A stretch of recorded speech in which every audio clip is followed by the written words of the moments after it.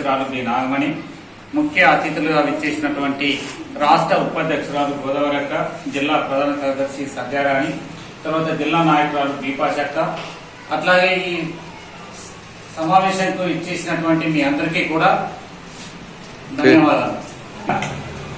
ఏదైతే ఇలా అంతర్జాతీయ మహిళా దినోత్సవానికి అంటే మహిళా సంఘము ఇచ్చినటువంటి పిలుపు ఏదైతే ఉన్నదో అంటే జి రామ్జీ అనేటటువంటి పథకాన్ని, ఉపాధి హామీ పథకం ఏదైతే ఉన్నదో ఆ పథకాన్ని రద్దు చేసి జి రామ్జీ పథకం అనేటటువంటిది తీసుకొచ్చింది. ఈ పథకాన్ని రద్దు హిందువులను అనేటటువంటిది ప్రజల్ని విభజించి పాలిస్తుందో అదే రకంగా పథకంలో కూడా పేరు చూస్తే జి రామ్జీ.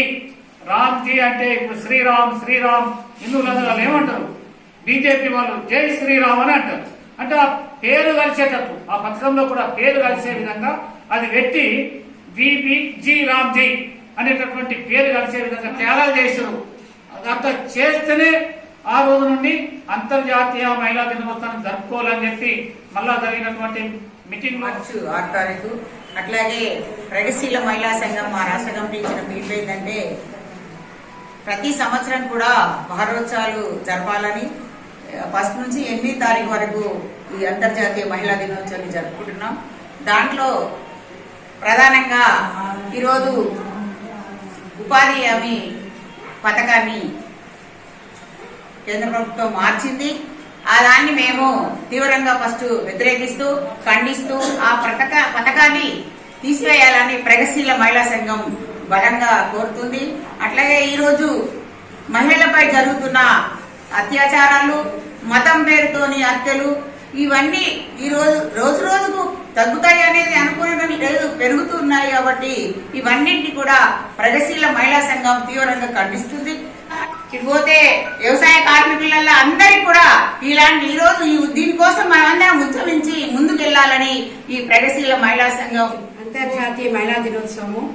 దీని సందర్భంగా ప్రతి సంవత్సరము కూడా మహిళా దినోత్సవాన్ని నిర్వహిస్తున్నాము. దాదాపు కమ్యూనిస్టు పార్టీలు ఏర్పడినప్పటి నుండి కూడా అంతర్జాతీయ మహిళా దినోత్సవం అనేటువంటిది ప్రతి సంవత్సరం కూడా నిర్వహిస్తూ వస్తున్నాము. దీని సందర్భంగా విబిజి రామ్ అనేటువంటి పథకాన్ని, ఉపాధి హామీ పథకాన్ని మార్చి విబిజి రామ్ పథకం అనేటువంటిది కొత్తగా తీసుకొచ్చారు గవర్నమెంట్. దీని ఫలితంగా ప్రజలకు, కార్మికులకు ఉపాధి అనేటువంటిది తగ్గిపోయేటువంటిది, ఉపాధి హామీ లేకపోయేటువంటి పరిస్థితి ఏర్పడుతుంది. అంతేకాదు ఈరోజు మహిళలు అనేక సంవత్సరాలుగా పోరాటం చేసుకున్నటువంటి ఏదైతే 8 గంటల పని దినం ఏదైందో ఆ పని దినాన్ని మార్చేసి ఇప్పుడు వచ్చేటువంటి మోడీ ప్రభుత్వం 10 గంటల దినాన్ని పెంచుతూ 10 గంటలు 12 గంటలు చేసేటువంటి పరిస్థితి రేపు రాబోయే రోజుల్లో జరుగుతుంది. ఇట్లా దీన్ని వ్యతిరేకంగా పోరాటం చేయడమే ప్రగతిశీల మహిళా సంఘంగా ఇచ్చేటువంటి పిలుపు. ఆ పిలుపులో భాగంగానే మేము ఈరోజు మహిళలను చైతన్యవంతం చేయడం కోసం వివిధ ప్రాంతాల్లో, వివిధ చోట్లలో మహిళల యొక్క సదస్సులు నిర్వహిస్తూ వాళ్ళని చైతన్యవంతం చేస్తూ వాళ్లకు ఉన్న హక్కుల గురించి, వాళ్ళ యొక్క బాధ్యతల గురించి వివరిస్తూ ఈ సెమినార్లు నిర్వహిస్తూ ఉన్నాము. ఈ సందర్భంగా మేము తెలియజేసేది ఏంటంటే అసలు ఈ మోడీ కేంద్ర ప్రభుత్వం చేసేటువంటి పథకం గాని, లేదు వాటి అవలంబించేటువంటి విధానాలు గాని ఈరోజు మహిళలకు రక్షణ లేనటువంటిది, తర్వాత ఉపాధి లేనటువంటిది, తర్వాత అంతేకాదు ఈరోజు మహిళలు అసలు హిందువులు అనేటువంటిది ఒక హిందూ భావజాలాన్ని తీసుకొచ్చి మొత్తం హిందువులే ఉన్నారు ఈ దేశంలో అనేటువంటి ఒక భావజాలాన్ని తీసుకొచ్చి ఈరోజు మొత్తం మతాలు, భిన్న కులాలు అన్ని ఉన్నాయి, వాళ్ళందరినీ ఐక్యం చేయడమే ఈ యొక్క మన పార్టీల యొక్క లక్ష్యం అని తెలియజేస్తూ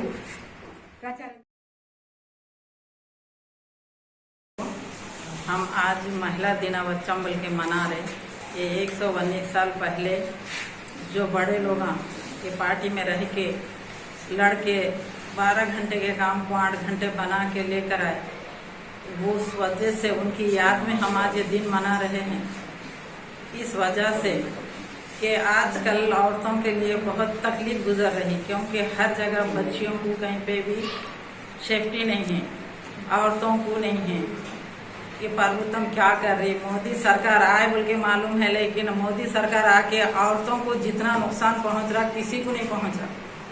एक बार तो ऐसा पहुंचा के लोग जो गरीब बुढ़े बड़े लोग पैसे जमा करके अगर 1000 2000 रख लेते थे तो वो भी पैसे नहीं चलते बोल के निकाल के वो लोगों को उनके कंबरा तोड़ दे के उनको ऐसा कर दिए कि गरीब बना दिए। पुल गली हर जगह ये रोक दो बोल के मेरे तरफ से रिक्वेस्ट है। मार्च 8 तारीख को हम लोग हर साल महिला दिनावचंबले तो यानी कि औरतों का एक दिन लड़के मुहर्रर करे सो दिन है बोल के आज मना रहे।